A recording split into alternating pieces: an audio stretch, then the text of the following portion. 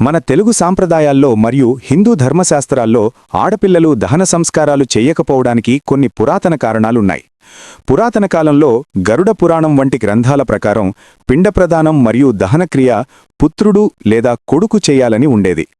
పున్నామ నరకం నుండి తల్లిదండ్రుల ఆత్మను కాపాడేవాడే పుత్రుడు అని పిలిచేవారు. అందుకే వంశోద్ధారకుడితోనే ఈ క్రియలు చేయించేవారు.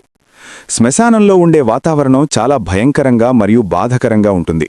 ఆడవాళ్లు సాధారణంగా కోమలంగా, భావోద్వేగాలకు త్వరగా లోనవుతారని, ఆ దృశ్యాలు వారి మనస్సు మీద చెడు ప్రభావం చూపకూడదని పూర్వీకులు వారిని దూరంగా ఉంచేవారు.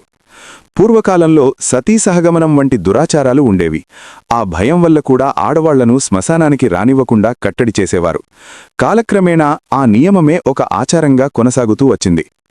ఆడపిల్లకి పెళ్లయ్యాక ఆమె గోత్రం మరియు వంశం మారిపోతుంది. దహన సంస్కారాలు సొంత వంశానికి చెందినవారు చెయ్యాలనే నమ్మకం వల్ల ఇలా చేసేవారు. మరి ఈ ఇన్ఫర్మేషన్ అందరికీ తెలిసేలా షేర్ చేయండి.